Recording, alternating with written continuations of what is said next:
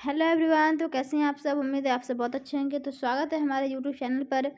जैसा कि आप जानते हैं, हमारा इतिहास का कक्षा 6 का इतिहास अध्याय 2 चल रहा है। हमारा 2 पार्ट जो है ऑलरेडी कंप्लीट हो चुका है और आज हम पढ़ने वाले हैं थर्ड। ठीक है, थर्ड पार्ट। आज कोशिश करेंगे कि आज जो है पूरा कंप्लीट हो जाए चैप्टर। ठीक है, ये सब जो है हमने पढ़ लिया, आपको मालूम चल गया होगा हर चीज़ कैसे पहले के लोग क्या क्या करते थे। ठीक है, तो हमारा पॉइंट आ गया देश। ओके, ये है हमारा पॉइंट। हम यहीं पढ़ते घरेलूकरण की प्रक्रिया।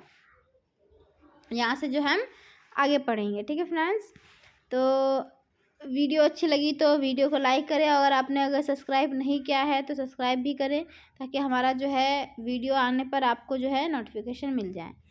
ठीक है, चलिए ज़्यादा टाइम ना लेते हुए आगे बढ़ते हैं, चैप्टर पर आते हैं। लोगों द्वारा पौधे उगाने और जानवरों की देखभाल करने को घरेलूकरण की प्रक्रिया का नाम दिया गया है। घरेलूकरण की प्रक्रिया, इसका नाम किसे कैसे दिया गया है? जो घर के काम होते हैं, जैसे कि पौधे उगाना, जानवरों की देखभाल करना, ये सबको क्या बोला? घरेलू प्रक्रिया बोला। ठीक है, घरेलूकरण की प्रक्रिया बोला।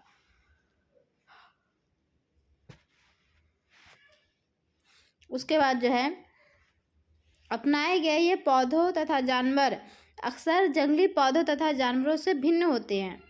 जो मतलब वो पालते थे या फिर जो पौधे वो घर में उगाते थे, वो जो है जंगल में जो पौधे होते थे या जानवर होते थे उनसे बहुत ज़्यादा अलग होते थे, भिन्न होते थे। इसकी वजह यह है कि इस प्रक्रिया के तहत अपनाए गए पौधों या जानवरों का लोग जो है चयन करते, यानी कि वो चुन कर लेते थे। इसका मतलब में ये पता चला कि वो जानवरों को और पौधों के भी वो आपस में चुन के लेते थे कि मुझे ये वाला पौधा चाहिए, ये वाला जानवर चाहिए। उदाहरण के तौर पर लोग उन्हीं पौधों तथा जानवरों का चयन करते हैं जिनसे बीमार होने की संभावना कम हो, जिससे कि हमें जो है बीमारी ना हो। यही नहीं, लोग जो है उन्हीं पौधों को चुनते हैं जिनसे बड़े दाने वाले अनाज पैदा होते हैं। ठीक है, जानवर हो कि जो चीज़ हमें बीमार ना करे, जो जानवर हमें काटे ना, वो जानवरों को पालना चाहते थे। और जिसमें मोटे दाने के बड़े बड़े अनाज हो, वो जो है अनाज उगाना चाहते थे। साथ ही जिनकी मजबूत डंठलें अनाज के पके दानों के भार को संभाल सके, ये सब जो है पौधों में गुण देखते थे वो, तब वो जो है इस पौधों को उगाते थे। ऐसे पौधों के बीजों को संभाल कर रखा जाता था। क्या करते थे? जब फसल उगाते थे, उगाने के बाद वो फसलों के कुछ जो है बीज को रख लिया जाता था, ताकि वो जो फिर से उगाया जा सके। ठीक है, ताकि क्या हो, फिर से उगाने के लिए उनके जो है गुण सुरक्षित रह सके। उन्हीं जानवरों को आगे प्रजनन के लिए चुना जाता है, यानी आगे प्रजनन के लिए उन्हीं जानवरों को चुना जाता था जो आमतौर पर अहिंसक होते थे। ठीक है, अहिंसक होते थे।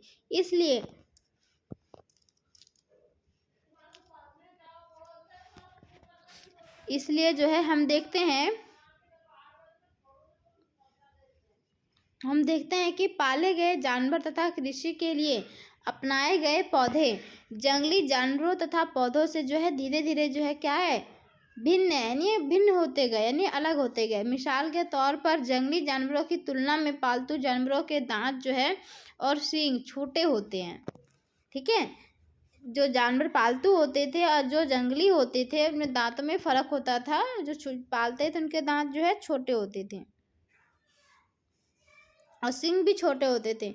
इन दांतों को देखो, इनमें से कौन सा जंगली सुअर का है और कौन सा पालतू सुअर का है? ये देखो, छोटे दांत है। छोटे किसके हैं? जो पालतू है। जो वहाँ जंगली है उसका किसका है? बड़ा है। ठीक है, ऐसे होता था। और क्या लिखा है? इस प्रक्रिया, एक मिनट फ्रेंड्स, दिख रहा है? यह प्रक्रिया जो है पूरी दुनिया में धीरे धीरे चलती रही। ये करीबन कितना 12,000 साल पहले शुरू हुई थी। वास्तव में आज हम जो भोजन करते हैं वो इसी प्रक्रिया की वजह से है। ठीक है, हम जो भोजन करते हैं वो इसी प्रक्रिया की वजह से है। उन लोगों ने जो शुरू किया था वही जो है अभी तक चलता आ रहा है। कृषि के लिए अपनाई गई सबसे प्राचीन फसलों में गेहूँ तथा जौ है। सबसे जो पहले फसल को उगाया वो गेहूं है और जौ है। उसी तरह सबसे पहले पालतू बनाए गए जानवरों में क्या था, कुत्ते के बाद जो है भेड़ और बकरी थे। सबसे पहले कुत्ता पाला, उसके बाद भेड़ और बकरी आते हैं। ओके फ्रेंड्स, आगे आता है एक नवीन जीवन शैली, यानी एक नया जीवन शैली, जो मतलब एक उससे जो है बेहतर और उन्होंने ज़िंदगी जीना शुरू किया, और एक ही जो है नया जीवन जीना शुरू किया उन्होंने। अनाज के उपयोग देखो क्या क्या है यहाँ पे देखो, बीज के रूप में, खाद्य के रूप में, उपहार के रूप में, भंडार के रूप में। इन रूपों में जो है बीज का इस्तेमाल इससे पहले के लोग करते थे। बीज के रूप में यानी बीज रख लेते थे ताकि क्या करें, अगले मौसम में उस फसल को उगा सकें। उसके बाद खाद के रूप में यानी कि अपना भोजन के लिए भी रख लेते थे, ताकि अब कैसा अब हर टाइम हर मौसम में हर फसलें तो उगाई नहीं जाती है, इसलिए जो है रख लिया जाता था संग्रहण करके। उपहार के रूप में कहीं जाते थे तो अनाज लेके ही चले जाते थे पहले के लोग, है ना, कि वो पता नहीं उनके पास है या नहीं है, अनाज लेके जाते थे। अब भंडार के लिए, भंडार का मतलब हुआ कि ज़्यादा है तो उसे भंडार करके रखो।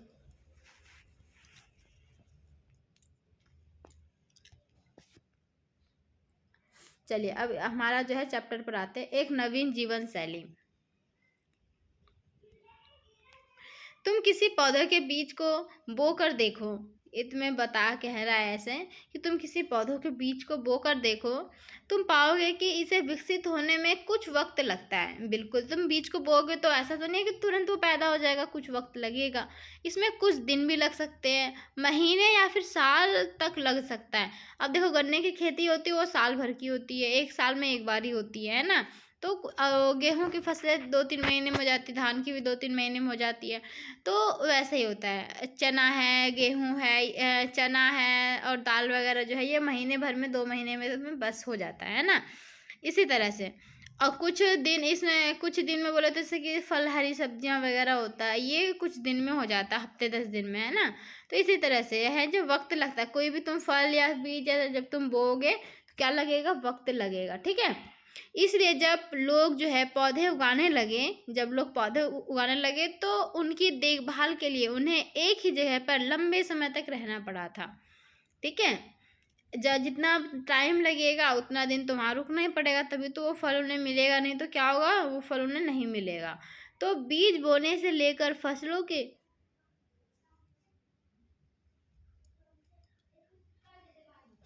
बीज को मतलब जब बो देते थे, उसके बाद से जब तक फसल पककर तैयार नहीं हो जाते थे तब तक जो है वो वहीं पर रहते थे, है ना।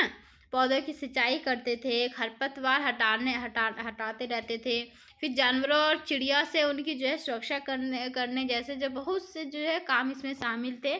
फसल लगाने पर इन्होंने ऐसा किया, ठीक है। कटाई के बाद जो है अनाज का उपयोग क्या क्या बहुत संभाल कर करना पड़ता था, है ना। बहुत ही उन्हें बचा बचा कर करना पड़ता था, क्यों, क्योंकि वो मौसमी फसल होती थी और हर मौसम में उसे उगाया नहीं जा सकता था। इसलिए अनाज को भोजन और बीज दोनों ही रूपों में बचा कर रखना आवश्यक था। किस लिए, ये भी रीज़न बता सकते हो, ये भी कि भोजन को आगे अब कब होगा, कब फसल हम दूसरे साल ही कर सकते हैं उस फसल को, तो क्या होगा, अनाज को रखना एक साल तो हमें रखना पड़ेगा। तो अपने जो है भोजन और बीज के लिए इसलिए कि बीज रखेंगे तो अगले साल फिर हम उसको बो सकते हैं। इसलिए 2 रीज़न से जो है अनाज को वो संभाल कर रखते थे। इसलिए लोग जो है इसके जो है भंडार की बात सोचनी पड़ती थी, ये सोचने लगे कि मुझे अब इसका जो है भंडारण करके रखना चाहिए। बहुत से इलाकों में क्या हुआ, बहुत से इलाके में लोगों ने जो है मिट्टी के बड़े बड़े बर्तन बनाए, टोकरियाँ बुनी या फिर ज़मीन में गड्ढा खोदा। इनमें खोद करके क्या किया, उन्होंने अनाज को उसमें रखा, ठीक है। अनाज को, फसल को उसमें रखते थे ताकि जो है सिक्योर रह सके, सेफ रह सके।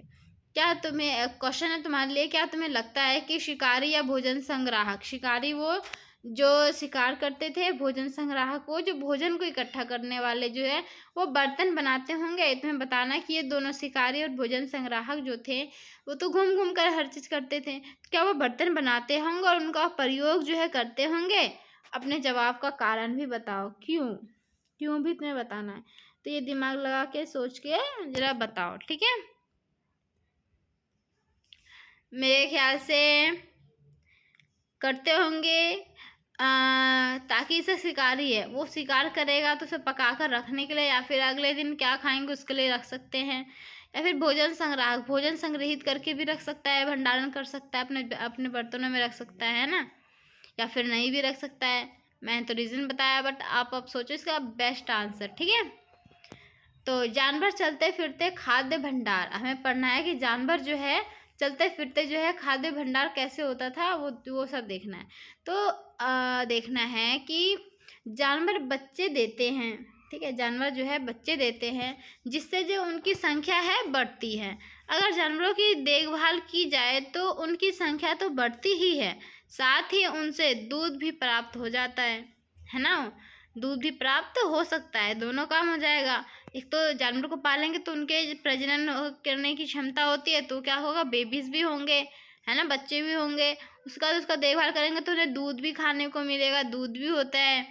तो जो भोजन का एक क्या है, एक अच्छा स्रोत बन गया था। ठीक है, एक जो है अच्छा स्रोत है। अभी भी हम गाय का दूध पीते हैं ना, जब से पी रहे हैं। तो यही नहीं, जानवरों से हमें जो है मांस भी मिलता है। दूसरे शब्दों में बोले तो पशुपालन जो है भोजन के भंडारण का ही एक तरीका है। ठीक है, भोजन का भंडार हम करके रखे हैं, पशु भी उसमें आ जाता है हमारा। पशु को रखते तो कुछ खाने को नहीं है तो जानवरों को पका के पहले खा लेते थे, है ना, इस तरह से करते थे। इस तरह से जो है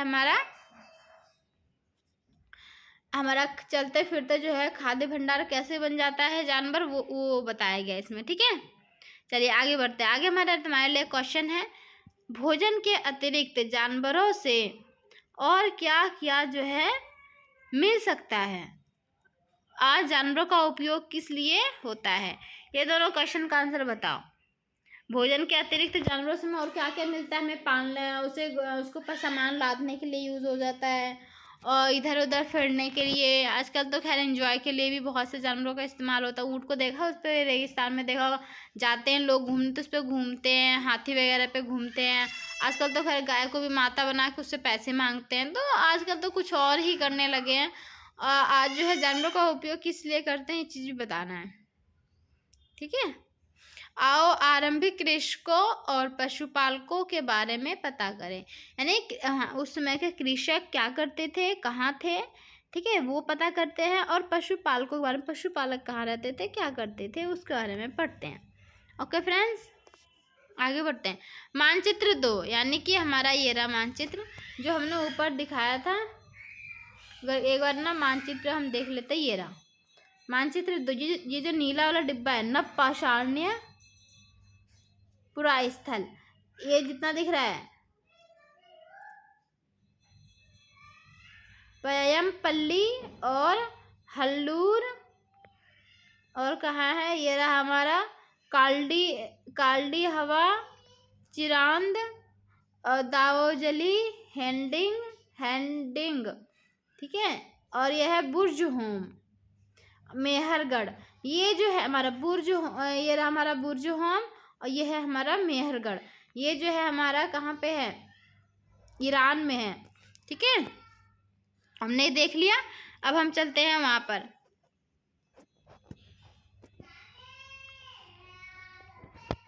यहाँ देखना है हमें। ठीक है,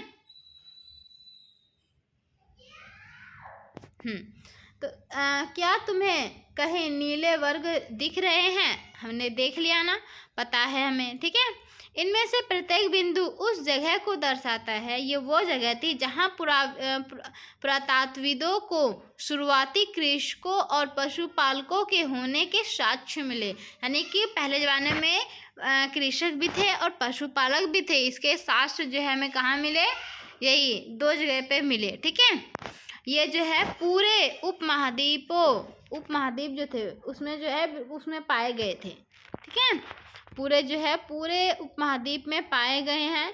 इनमें सबसे महत्वपूर्ण पश्चिम उत्तर क्षेत्र में, ज़्यादातर कहाँ, पश्चिम उत्तर क्षेत्र में, यानी आधुनिक कश्मीर में जो अपने मेहरगढ़ देखा नहीं, होम वर्ग था वहाँ पे, और पूर्वी तथा दक्षिणी भारत में। ठीक है, यहाँ पे 2 जगह पर ज़्यादा पाए गए। कहाँ, जो क्या, एक कृषक और पशुपालक दोनों थे। इसके जो साक्ष्य पाए गए हैं, ठीक है। वास्तव में मतलब कहाँ पाए गए, पश्चिम के साइड और दक्षिण के साइड, पूर्वी तथा दक्षिण के साइड जो है भारत में हमारा जो है पाया गया है। वास्तव में ये जो है निर्दिष्ट स्थान कृषकों और पशुपालकों की बस्तियां थी। ये जो है पशुपालकों की बस्तियां थी और जो कृषि करते थे उनके, हमें बिल्कुल पता चला है या नहीं, बस्तियां थी या नहीं, इसे जांचने के लिए वैज्ञानिक जो है खुदाई में मिले पौधों और पशुओं की हड्डियों के नमूनों का अध्ययन करते हैं। इसका जो है पौधों का पौधे मिले हैं और जानवरों के हड्डी मिले हैं वहाँ से, तो वहाँ से जो है इसका जो है भी पता कर ही रहे हैं। इनमें से सबसे रोचक जले हुए अनाज के दानों के अवशेष मिले हैं। जले हुए, और जले हुए इसका मतलब क्या है, वो अनाज बनाकर खाते होंगे। ऐसा लगता है कि ये जो है गलती से या फिर जानबूझकर जलाए गए होंगे। वैज्ञानिक इन अनाज के दानों की पहचान कर सकते हैं। इस तरह हमें पता चलता है कि इस उपमहाद्वीप के विभिन्न भागों में बहुत सारी फसलें उगाई जाती रही होंगी। इससे हमने जो है अंदाज़ लगाया कि जो है अनाज जो है बहुत जगह पे उगाया जाता होगा। उस समय पे अनाज और जानवर दोनों को ही पकाकर खाते भी थे और जानवरों को पालते भी थे। पालतू भी जानवर रखे थे और अनाज भी खाते थे वो, ठीक है, और कृषि भी करते थे। ये जो हमें साक्ष्य मिले वहाँ पे, ठीक है। एक और बार सिंपल लैंग्वेज में बता दूँ तो हमने जितना अभी को नीला नीला सा वर्ग दिखाया था वो थे हमारे, वहाँ पे क्या मिले हैं, वहाँ उस जगह पे हमारा साक्ष्य मिला कि कृषक का और पशु पालकों का, यानी कृषि उस समय पे करते थे और पशुओं को भी पालते थे, इसका साक्ष्य मिला। कहाँ से, चावल के जले हुए दाने मिले थे और जानवरों की हड्डियाँ मिली थी, जिससे कोई अभी भी वैज्ञानिक जो है उसे पता करने में अभी भी लगे हुए हैं कि उस समय के लोग इसको पालतू बनाते थे, पालते थे और कृषि भी करते थे। ये जो है वैज्ञानिकों ने बता रहे हैं, अभी भी देख भी रहे हैं अभी तक और पता भी कर रहे हैं। कुछ जो है जले हुए मिले, यानी कि ऐसा लग रहा है कि उसे जलाया है या फिर उसको मतलब जल गए हैं या फिर उसे जानबूझ के जलाया है, दोनों चीज़ लग रही है, ठीक है। तो वैज्ञानिक जो है इनकी पता कर ही लेंगे, इसका पता कर लेंगे, ठीक है। तो अभी तक तो यही मिला है कि जो पता चला है कि कृषि और पशुपालक दोनों होता था, ठीक है। चलो स्थायी जीवन की ओर। स्थायी जीवन की ओर का मतलब है कि जब लोग चलते फिरते इतना घूमते घामते रहते थे, तो अब वो स्थायी हुए। अब किस वजह से हुए, कैसे हुए, वो जो है इसमें पता चलेगा।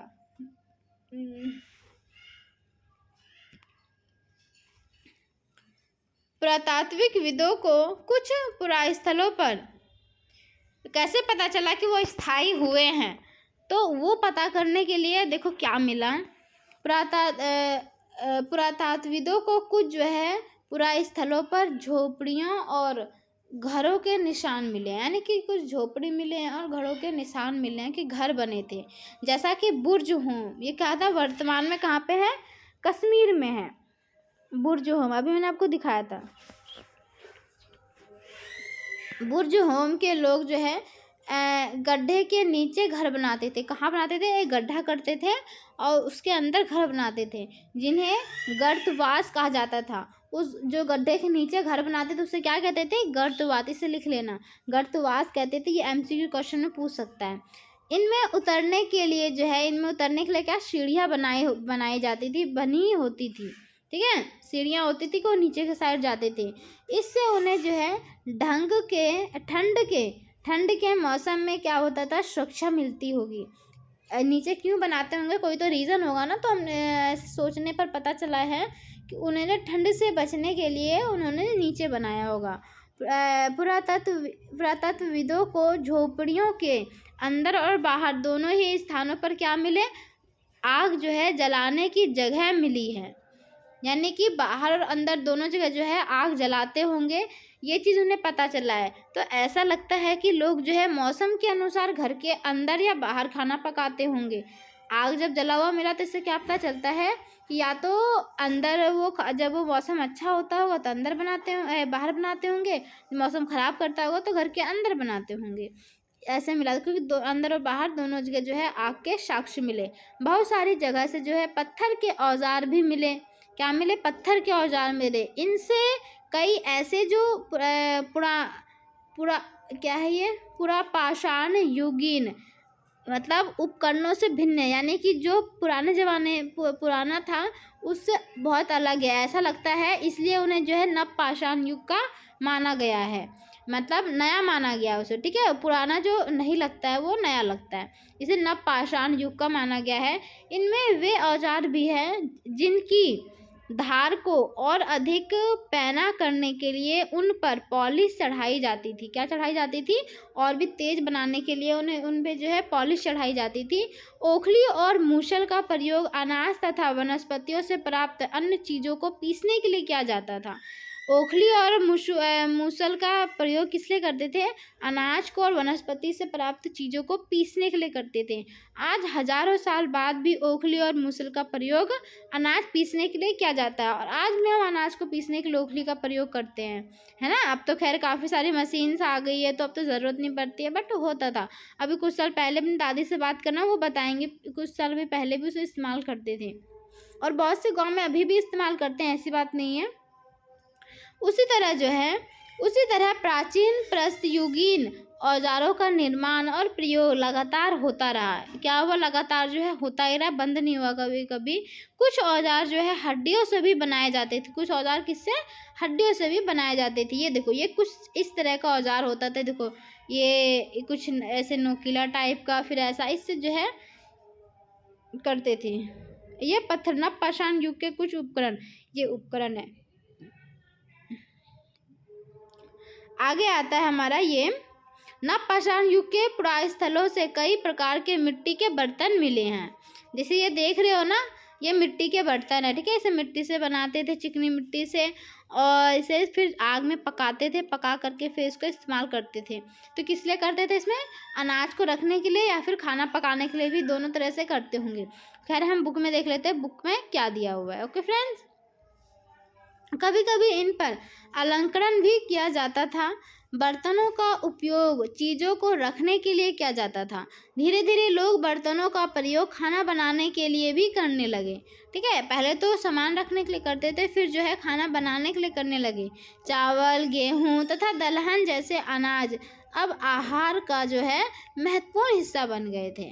ठीक है, दलहन का, चावल, गेहूँ, ये सब जो है एक महत्वपूर्ण हिस्सा बन गया था भोजन का। अगर ये ना मिले तो कुछ भी भोजन नहीं होगा, ऐसा लगता था। ठीक है, इसके साथ साथ अब लोग जो है कपड़े भी बुनने लगे थे, है ना, कपड़े भी बुनने लगे। इसके लिए कपास जैसे आवश्यक पौधे उगाए जा सकते थे। इसके लिए क्या करते थे वो, कि जो है कपास का पौधे उगाते थे, जिससे उन्हें रुई प्राप्त होता था, धागे भी, रेशो भी मिलता था, और उनसे वो कपड़े बनाते थे। ठीक है, उन्होंने मतलब कपास के भी पौधे लगाए। क्या ये परिवर्तन हर जगह एक ही साथ, मतलब एक ही बार हुआ होगा, एक ही साथ हुआ हो, क्या हुआ होंगे?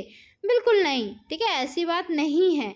एक तरफ जहाँ कहीं जगहों पर स्त्री पुरुष शिकार और भोजन संग्राहक का काम करते थे, मतलब करते रहे थे, वहीं अन्य लोगों ने हजारों साल के दरमियान धीरे धीरे खेती और पशुपालन को अपना लिया। यानी कि जब धीरे धीरे ये आगे बढ़ने लगे, और मतलब सब जगह अलग अलग धीरे धीरे हुआ। ऐसा नहीं कि एक ही बार मतलब सब जगह पे हुआ, ऐसा नहीं था, धीरे धीरे हुआ। कुछ चीज़ों में आगे बढ़े, कुछ चीज़ों में आगे, मतलब कोई अनाज उगाने में, तो कोई कपड़ा बुनने में, कोई कुछ करने में, शिकारी करने में। तो ये जो है इस तरह से हुआ, फिर बाद में मिलजुल कर एक दूसरे को चीज़ों को अपनाया भी। ठीक है, आगे देखते हैं बुक में क्या हमें दे रखा है कि एक तरफ क्या था, कई जगह पर जो है स्त्री पुरुष शिकार और भोजन संग्राहक करने का काम करते थे। यानी कि ये स्त्री पुरुष सब मिलकर शिकार का या फिर भोजन संग्रह का काम करते थे। वहीं जो है अन्य लोगों ने हजारों साल के दरमियान धीरे धीरे क्या किया, खेती करना शुरू किया, पशुपालन करना शुरू किया। ठीक है, अब बहुत जगह पर लोग जो है मौसम के मुताबिक बदल बदल कर अपनी जो है जीविका चलाया करते थे। यानी कि दोनों जो है अलग अलग तरीके से अलग अलग करते थे। ओके फ्रेंड्स, तो ये था हमारा थर्ड पार्ट में इतना ही रखते हैं। और आपको समझ में ना आया तो फिर से देखना एक बार। यहाँ देख लो, क्या तुम कल्पना कर सकती हो कि इस पात्र में क्या रखा गया होगा? बताओ, कोई गेहूँ रखा गया होगा या फिर चावल या फिर कुछ और, है ना? जरा कमेंट करके मुझे बताओ क्या रखा होगा। ओके फ्रेंड्स, तो अब जो है सूक्ष्म निरीक्षण, ये जो है हम पढ़ेंगे मेहरगढ़ में जीवन मृत्यु। ये जो पढ़ेंगे हम अगले पार्ट में, क्योंकि लेसन काफ़ी लंबा हो रहा है इसलिए। खैर ज़्यादा बड़ा नहीं है फ्रेंड्स, अगर आप कहो तो मैं पढ़ा दूँ, आप वेट कर लो कुछ समय, बस 2 मिनट का है, ख़त्म हो रहा है। ओके फ्रेंड्स, देख लेते हैं। सूक्ष्म निरीक्षण जो है, ये मेहरगढ़ में जीवन और मृत्यु की बात हो रही है। वहाँ पे जीवन और मृत्यु किस तरह से होता था, क्या करते थे मरे हुए लोगों को, ठीक है? कुछ भी नहीं है, बस थोड़ा सा है और थोड़ा सा ही है। तो देखो मानचित्र 2 में फिर से वही आ जाओ। मेहरगढ़ आपने देखा था ना, मेहरगढ़ मैंने दिखाया था, ईरान में है, इस साइड में था मेहरगढ़, है ना? यहाँ पे था हमारा बुर्ज होम था। तो मेहरगढ़ में क्या था, ये जो है ईरान जाने वाले सबसे महत्वपूर्ण रास्ते थे। बोलन दर्रे के पास एक हरा भरा समतल स्थान है, ठीक है? एक जो है हरा भरा सतह और समतल स्थान है वो। मेहरगढ़ संभवतः क्या है, वह स्थान है जहाँ के स्त्री पुरुषों ने क्या किया, इस इलाके में सबसे पहले जो गेहूँ उगाना और भेड़ बकरी पालना सीखा था, ठीक है? यानी कि मेहरगढ़ में क्या हुआ था, जौ और गेहूँ की फसल उगाना और जानवरों को, भेड़ और बकरी को पालना सबसे पहले उन्होंने वहाँ मेहरगढ़ में करना शुरू किया, ठीक है? यहाँ जो है विभिन्न प्रकार के जानवरों की हड्डियाँ मिली। वहाँ पे क्या मिली, विभिन्न अलग अलग प्रकार के जानवरों की हड्डियाँ मिली। इनमें से हिरन तथा सुअर, ये 2 जानवर जो है, ये जंगली जानवरों तथा भेड़ और बकरियों की हड्डियाँ हैं। ये क्या है, भेड़ और बकरियों की हड्डियाँ थी। और उसके अलावा क्या था मेहरगढ़ में, इसके अलावा चौकोर तथा आयताकार घर के अवशेष भी मिले हैं। ये जो आप देख रहे हो, ये मेहरगढ़ में घर का अवशेष, घर वहाँ का है ये, ठीक है? मेहरगढ़ में जो है घर इस तरह के कुछ होते थे। अब यहाँ देख लेते हैं, अवशेष भी मिले हैं। प्रत्येक घर में 4 या उससे ज़्यादा कमरे हैं, जिनमें से कुछ संभवतः भंडार के काम में आते हैं। क्या भंडार के काम में, मतलब भंडारण करने के लिए काम में आते हैं। और कुछ क्या होते हैं, मृत्यु के बाद सामान्यतः मृतक के संगे जो है सगे संबंधी जो होते थे, वो क्या करते थे, उसके प्रति सम्मान जताते थे। जो मृत्यु हो जाते थे उनके प्रति सम्मान जगाते थे। और लोगों की आस्था है कि मृत्यु के बाद भी जीवन होता है। उस समय के लोगों की क्या आस्था थी कि मृत्यु के बाद क्या होती है, एक जीवन होता है। इसलिए कब्रों में क्या करते थे, वो मृतकों के साथ जो है कुछ सामान जो होता था इस्तेमाल के घरेलू, जो डेली लाइफ में इस्तेमाल करते हैं, वो चीज़ों को उनके साथ जो है दफनाया जाता था, भी रखे जाते थे, ठीक है? मेहरगढ़ में इस तरह के कुछ थे।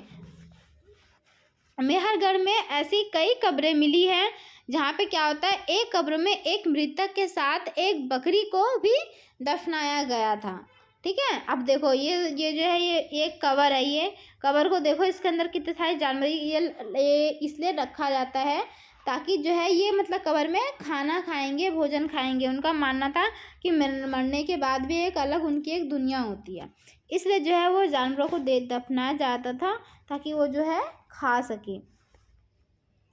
तो इसे परलोक में मृतक के खाने के लिए रखा गया होगा।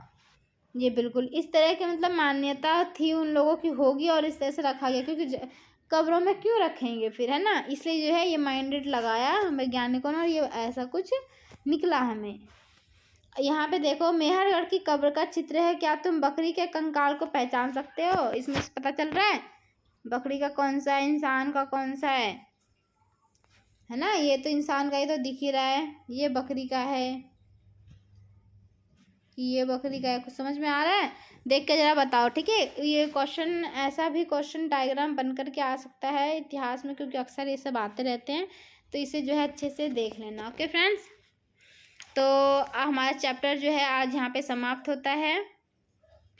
और उपयोगी शब्द, ये शब्द को ना अच्छे से इसका जो है हर चीज़ को क्लियर करना। आपको मेरे ख्याल से मैंने ये सारा जो है आपको बता दिया है कि ये कौन कौन से हैं।